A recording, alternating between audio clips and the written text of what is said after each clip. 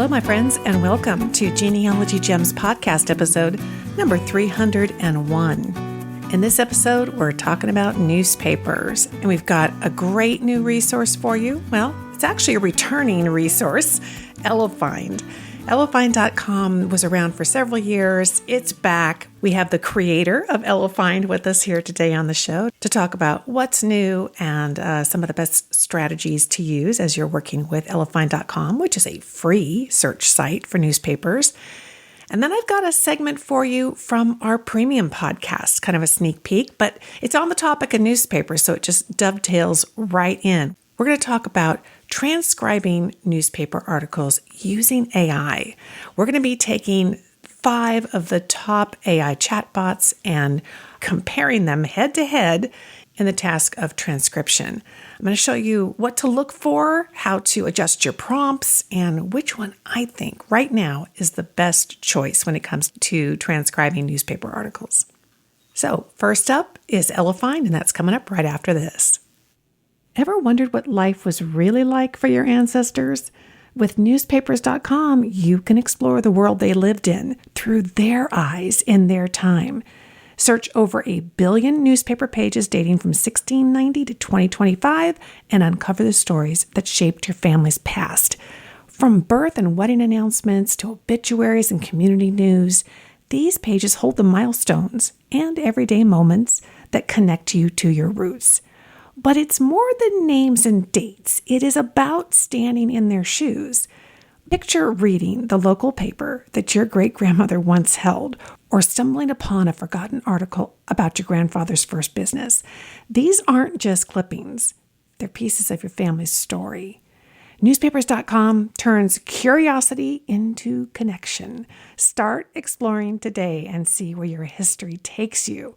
Visit newspapers.com/genealogygems. There you will get 20% off your subscription. That's newspapers.com/genealogygems. Your past is just a search away. Searching for newspapers can be a little like herding cats, and that's the challenge for researchers and genealogists. Newspapers were produced by countless different companies and institutions over the years, covering a very wide range of time. And of course, today, they're held online and in library basements and everywhere in between. But old newspapers are really worth the hunt because they are such a rich resource that sometimes have information that just no other record's going to have. So it's really exciting when a new newspaper resource comes online, or in this case, returns to the internet, because Elephind.com was a huge favorite amongst genealogists for many years. And sadly, a couple of years ago, it closed its doors. But saddle up, my friends, because it is back. And here to tell us about it is Stefan Body. He is the managing director at Viridian and creator of Elephind. And we also have with us Damien Bennett. He is the marketing manager at Viridian, and that's the company behind Elephind. So welcome to the podcast, gentlemen. Hi, Lisa. Great to be here, and thanks so much for having us. Thank you, Damien. And you're with Viridian Software, and that's kind of the engine behind Elephind. And I know, Stefan, you are the creator, the mastermind behind Elephind. So I'm really excited to be talking to you guys about this new relaunch, because I know people have really been hoping that something like that would happen. And it's here. So for the benefit of somebody who's watching and listening who isn't familiar with Elephind, Damien, can you tell us just first of all, what is Elephind.com and what was it before? And when did it close? And then is it the same thing today, or is it something new? So just to start off with, you mentioned Viridian being the platform behind Elephind. So just a little bit of an intro in terms of Viridian. So essentially we work with libraries, historical societies, cultural heritage organizations around the world in terms of helping them digitize their historic newspapers. And then our software, which is called Viridian, helps make that accessible and then discoverable online. So collectively, the projects that we've worked on now hold probably about over 200 million newspaper pages. And most of those collections are actually freely accessible, meaning anyone can explore them. So with Elephind.com, it's essentially a specialized search engine that we built that allows someone to search all those newspaper pages all in one place. Otherwise, I guess without a tool like Elephind, you'd be going from one library collection to the next, doing your search, and it could take probably a lot of time and a lot of resources and visits to essentially find everything that you're looking for, and then going through and trying to reconcile that too would be quite a big piece of work. And I think probably also just one thing that we're really conscious about with Elephind, and obviously with a lot of AI search engines like ChatGPT, the key thing with Elephind is that those search results will always take users back to the original source, to the source material, so they can actually go directly to those collections. We're not about taking traffic away from those collections. It's all about supporting them. Yeah. But to answer your question in terms of how did Elephind actually come about, it was actually a bit of an experiment, really, just to see how far we could actually push the Viridian platform. We kind of really wanted to understand how many newspaper pages it could handle before essentially performance started to lag. And we kind of wanted to test out new features along the way. So it was essentially started as an R&D kind of project. But then as people started using it, they kind of really started falling in love with it. We didn't really realize how quickly it was going to be embraced by genealogists, historians, researchers, and just really family history enthusiasts. So people just really loved that they could search newspaper collections all in one place without having to kind of spend a lot of time going here, there, and everywhere. And in terms of what happened with Elephind, unfortunately we had to take it offline in I think it was 2023. Correct me if I'm wrong, Stefan. And it was really just associated that there were a lot of costs in terms of keeping Elephind running. So hosting, maintenance, security updates. And I guess over time, it was running for 12 years. Those costs kind of kept growing. And the older technology that we were using, it actually started posing a bit of security risks. So we decided just to do the responsible thing. And we made the decision to take Elephind offline while we tried to kind of figure out how the best way to kind of rebuild it for the future. And yes, we relaunched it 3 weeks ago, completely rebuilt from the ground up. People that have previously used Elephind will hopefully see that it's a lot faster. It's definitely more secure now with updated technology. And there's some really cool new features, particularly the smart search, because previously it was all kind of based just on kind of the keywords that you put on. And I think we're going to come to a little bit questions around the search, how people can use it to search a little bit later. But we've also included a bit of an AI summary assistant. So with the results that show, you can use the assistant to kind of summarize those for you to help essentially make sense of kind of all those search results. It's still a work in progress, but within that AI summary, again, it's about including the source as well. So it's all about driving essentially people to those specific collections so they can see the newspaper articles and pages for themselves. And that's wonderful because that really adds value to the customers that you serve, as you said, the archives and the libraries, people who want to get their collections online. Stefan, it sounds like really it's that user interface. It's the functionality of the website that's what's priority. You guys aren't digitizing papers yourselves and putting them on Elephind. You've really designed a technology tool. And so was that kind of your goal originally? Is that your expertise? And how was it bringing AI into all of this?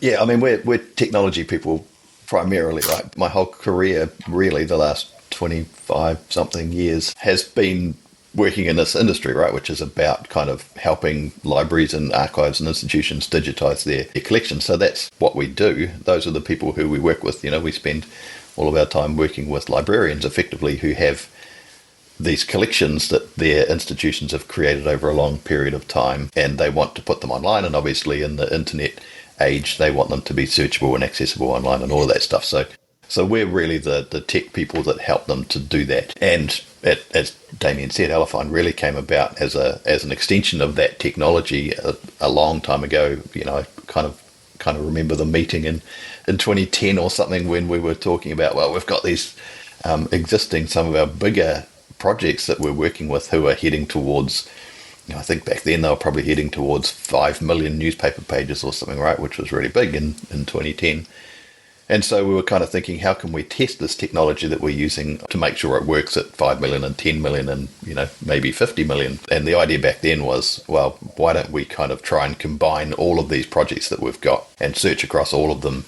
And that's a great way to test, kind of stress test the technology. So that was a starting point. And as Damien said, we kind of launched that and liked the idea of it. One of the problems, obviously, with all of these projects is they become little silos, right, all over the internet. Mm-hmm. So as well as, the big commercial newspaper projects that everybody's familiar with, I'm sure lots of your listeners will use, newspapers.com and the British Newspaper Archive and all of that stuff. And they bring together they're a very different organisation from us and much bigger than us, obviously, but they bring together these huge archives, and then you pay your subscription and you can access them.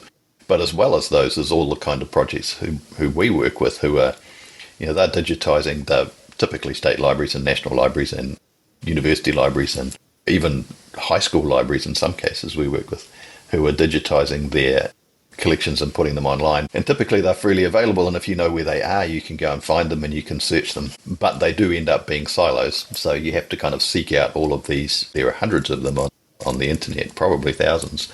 You have to find all of these little collections, and it's a lot of work to find them all and see if there's anything in those collections that is of interest for your particular research. So the whole idea, aside from the technology side of things, we do think it has genuine value for people to be able to search across all of those freely available resources in one place. And obviously it has value for the projects who we work with, because they, to a certain degree, are about traffic, right? They want to be able to measure how many people use our collections. And if lots of people use our collections, then they can more easily raise funding to do more digitisation and all of that kind of stuff. So driving traffic to these collections is important as well, and we think we can kind of help with that with Elephind. Absolutely.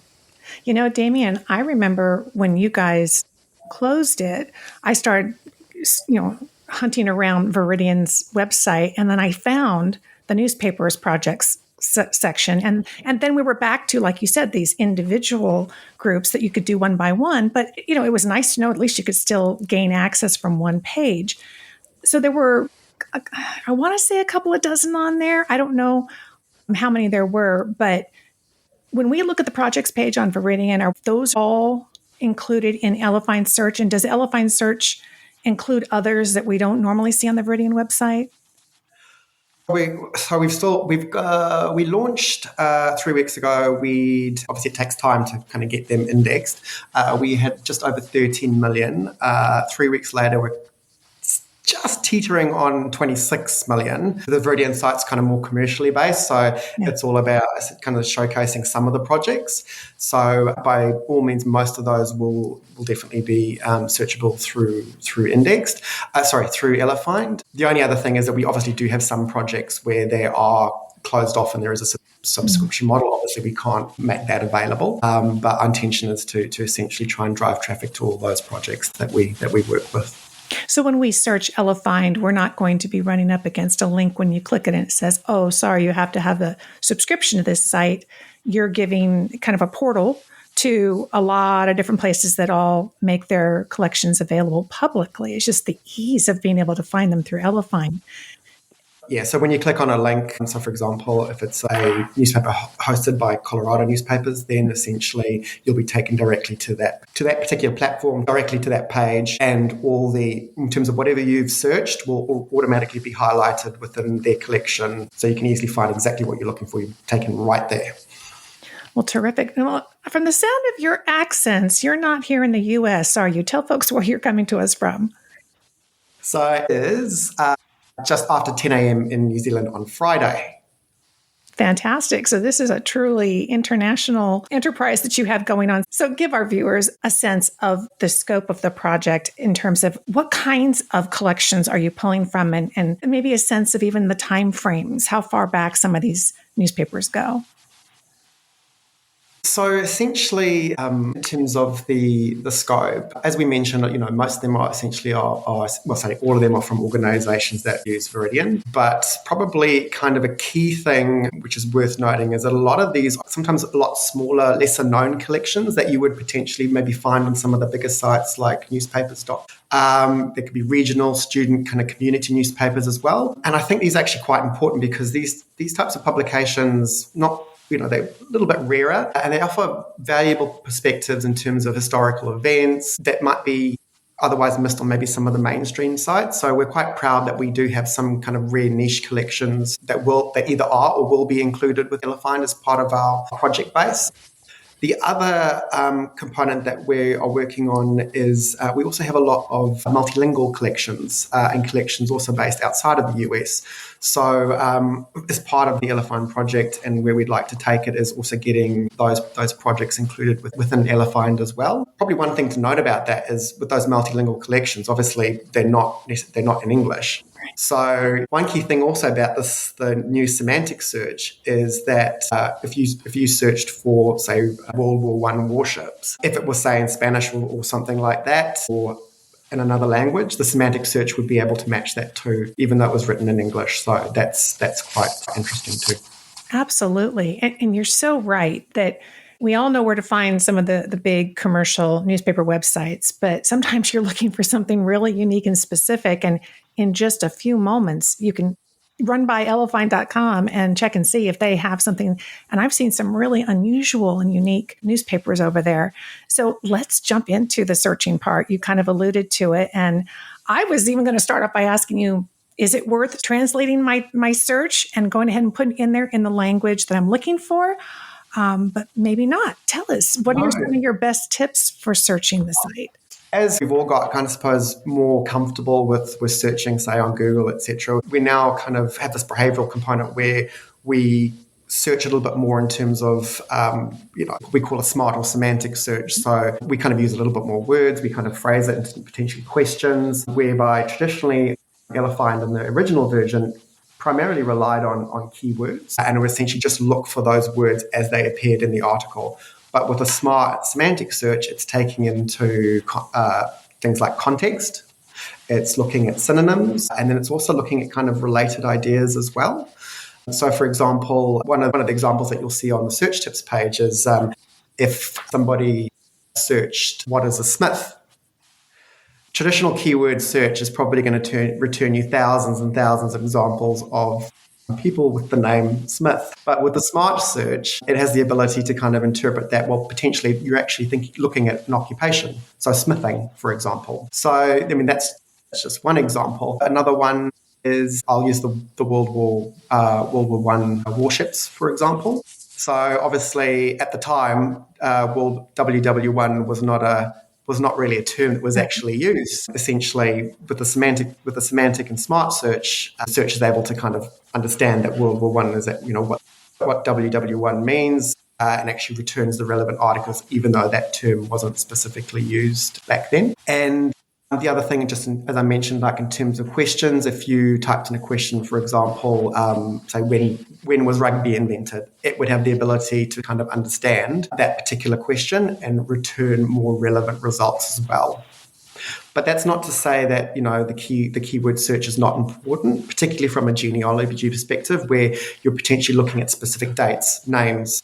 So it still has very much an important place and it's still very much a core feature of Elephind as well. Fantastic. Steph, I used to teach people on my podcast and on my videos how to use some search operators with Elephind to try to get exact phrases or to eliminate a word. Can we still do that? And do you have some recommendations? Yep, you can still do that. So hopefully in an obvious spot on Elephind, there's a little toggle switch where you can switch between the smart search and the keyword search. And the keyword search is very much the same as it was prior to the relaunch recently. So you can still do that. You can still use Boolean operators, do all of that stuff. It's a mental shift. We're finding good examples of the smart search, you kind of have to change the way that you think about searching because it's become so familiar with the kind of stuff you're talking about. Your brain's processing what words do I want to search for what words would have been used during the time of the newspapers that I'm interested in, all of that kind of stuff. Whereas a smart search can kind of once you get your head around it, can actually make that a little easier, and you just start kind of asking things in more natural language, more like you would with a, ChatGPT kind of thing, or with Google, I guess. We've become pretty familiar with more of a natural language kind of search terms and letting the search engine figure out what you mean and return the most relevant stuff. But you can definitely still do the Boolean operators and all of that good stuff.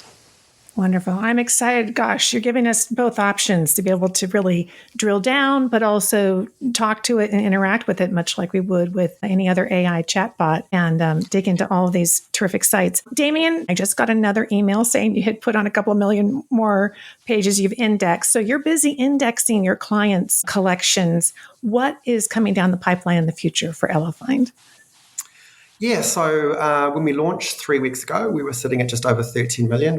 So by the end of the year, we're hoping to have at least hitting about the 50 million mark. And then we've probably got about another 150 million pages to go in terms from an indexing point of view. So in terms of how we're trying to prioritize, a lot of the historical newspapers are kind of US-centric. So we're trying to, I guess, in terms of the way we're uploading, is not just trying to get everything from one particular, say, state, for example. So we're trying to kind of even that up as we go. And then, as I mentioned earlier, we also are looking at gradually kind of getting our lingual and collections from other areas around the world there as well, just to offer different perspectives on particular historical events. I mean, particular events, how they were viewed in the US might differ quite considerably, say how they were viewed, particularly in Switzerland, who's obviously always is known to be quite a neutral country. So that's just, I guess, just one example. So yeah, we're just kind of gradually chipping away, just trying to get as much of a balance as that we can in terms of giving users what they want. I guess the key takeaway there is that after every new batch that we've updated, we will send just a notification out to those that are subscribed to Elephind, just to let them know what new titles and collections have been added. So if you can't find what you're looking for, I guess the key message is please check back. The other thing is that if you kind of want those regular alerts, you can sign up for a free account on Elephind, and essentially you'll get those notifications as those new collections, titles, publications become available. Oh, that's a great tip. So as a company, I assume you still reach out and try to get new customers. Is there potential down the road that you will be acquiring new customers, building out their collection and their websites for them, and then adding those into Elephind? Absolutely. So I guess another part of my role is kind of working on the sales side as well. So yeah, we're obviously constantly looking to support and help different library, historical society, cultural heritage, university communities in terms of making those resources available. And it's not just in the US. We actually have collections from around the world as well. So yeah, constantly kind of looking to add to that. And I guess Elephind does become a bit of a key benefit for them too, because it's all about driving increased traffic to those collections. And as Stefan mentioned, showing the value that those collections provide, how engaged communities are with them, will essentially kind of help those organisations hopefully access additional funding, which is quite challenging at the moment. We hope that driving that traffic will be able to kind of support kind of future development of making additional content available to their communities as well. You mentioned we can sign up for an account and do the alerts thing. Do you anticipate it being able to stay available for free as is, or do you think it may eventually evolve? I had a little bit of a sense from your homepage there might be some ideas on how it could be monetized to help it expand a little bit in the future. Do you have any thoughts on that? Yeah, so look, it's really early days. Yeah. So at the moment, anyone that visits Elephind can sign up for a free account. There are essentially 3 subscriptions. There's a free subscription, and then there's 2 paid tiers. One is $10 a month. The other is $20 a month. Those are completely optional because we do obviously need, it does take time, investment, and particularly into the technology to kind of keep the lights on. It's not a commercial incentive at all. It's just really about just kind of keeping the lights on. We've had a couple of accounts, people that have signed up to a paid. Again, it's been 3 weeks.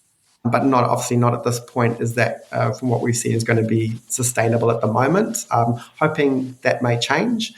This is very early days for us, and we kind of don't know what we don't know. So we launched Elephind with those 3 subscription models.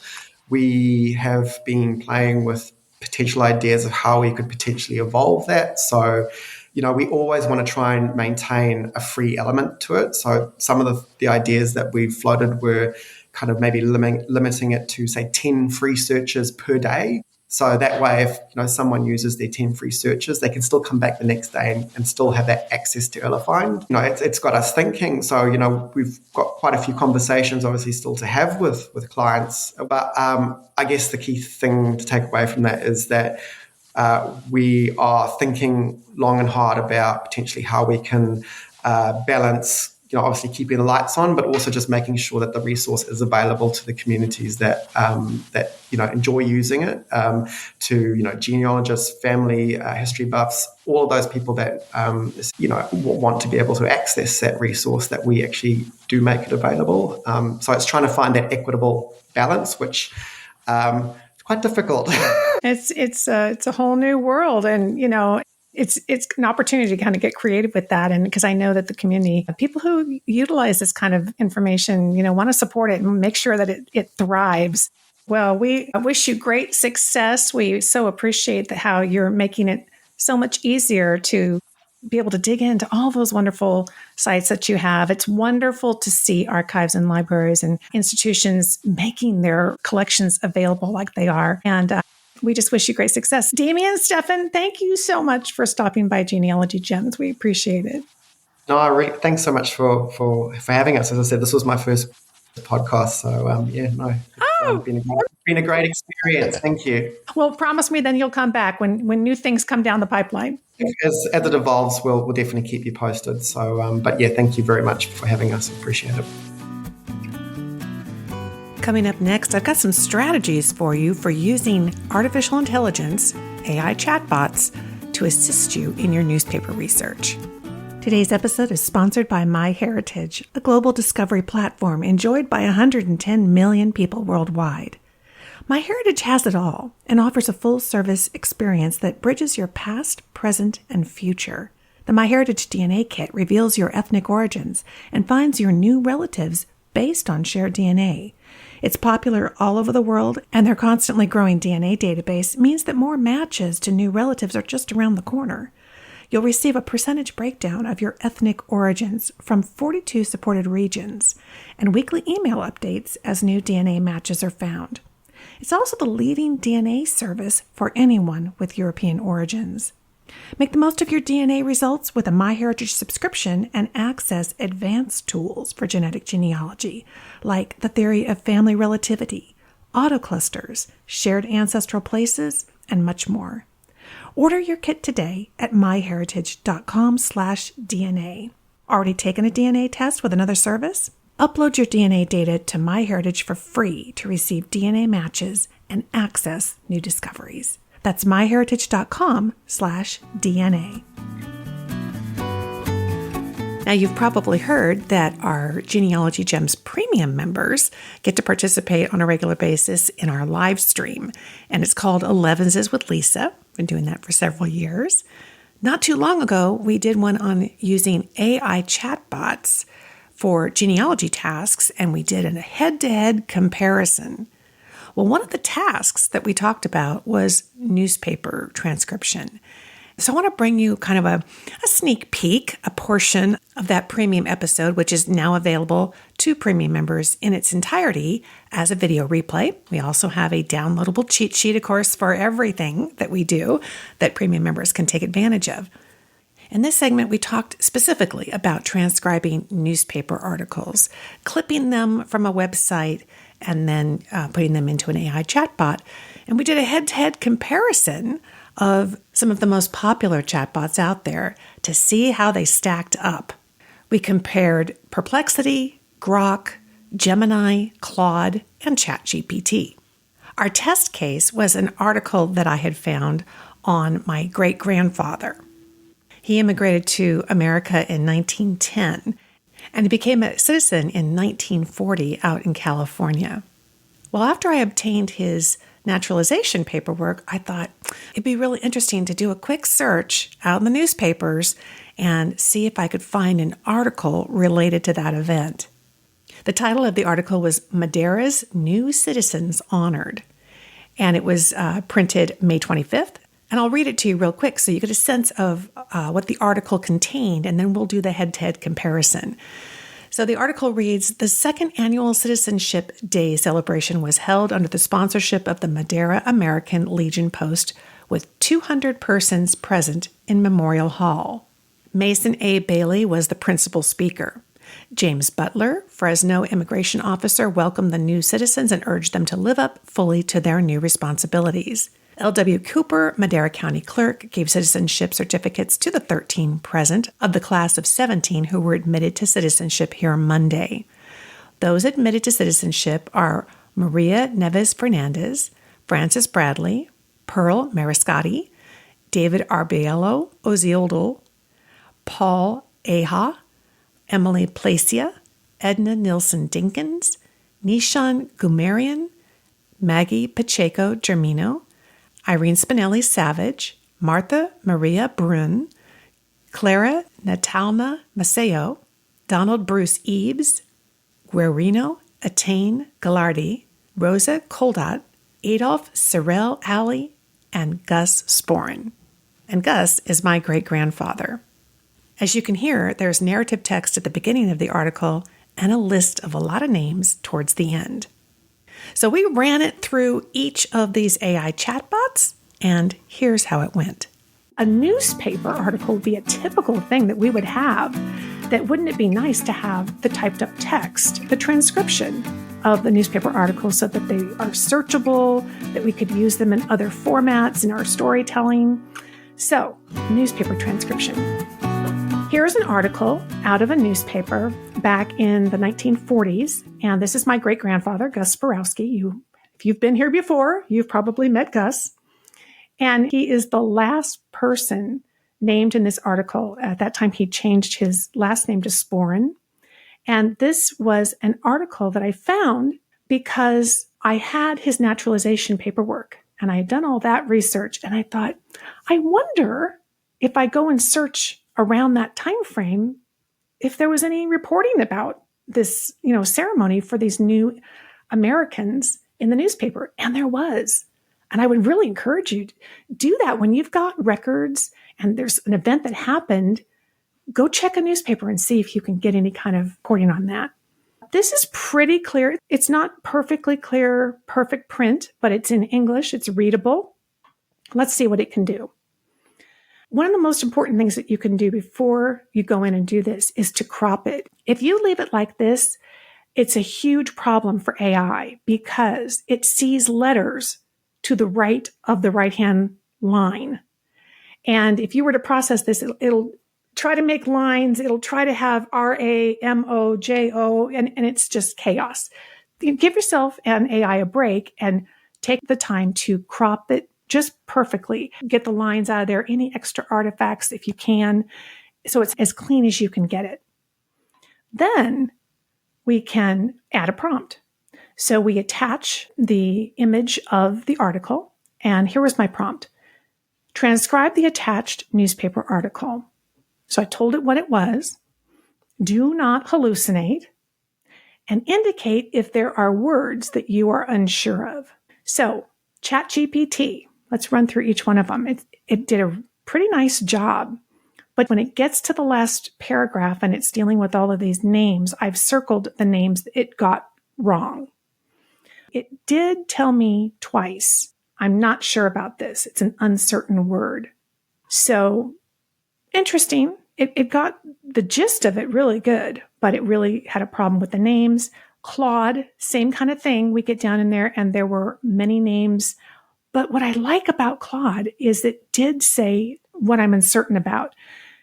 I didn't technically tell it to show me within the text that it was a problem, but it gave me a summary at the end. Here's what I'm uncertain about. And it says, the formatting and some letter clarity make a few of the names difficult to verify with certainty.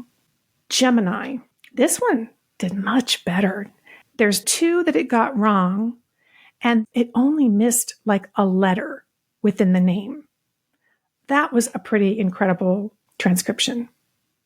Interesting that it bolded names. I'm guessing I have done so much work with Gemini, it knows that I'm a genealogist. And so it's trying to proactively alert me to names of people. That would make a lot of sense. And that's kind of a nice feature, actually, isn't it? With Grok was the only one that formatted the title exactly the way it appeared in the clipping. In the clipping, it was Madera's new, and then it was Citizens Honored. The rest of them put it as and understood that it was a title, but this one did a more exact formatting of it. It got several things, 1, 2, 3, 4, 5, 6 that it indicated with a question mark that it wasn't sure. It missed several words. There's actually a word omitted before W. Cooper and a letter or 2 around Maria Fernandez. And Perplexity. It missed a lot of names. It only had 1 that it flagged me that it had a problem with. And strangely enough, it was the only one who got the date wrong. It put the 28th and it was not the 28th.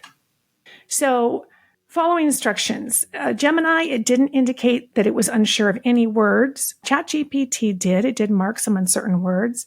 Claude actually gave me a little bit of a narrative. It bullet pointed what the issues were. Grok followed the instructions and formatted the title correctly. And Perplexity did not indicate that it was unsure of any words. However, it missed the most, 12. Grok, 3 words were missing, which was a little unusual. The rest of them, I don't think, skipped any words. Claude had 10, and it inserted extra made-up words, which is not helpful. Gemini, only 2 words wrong, with 2 more with just a single letter missing.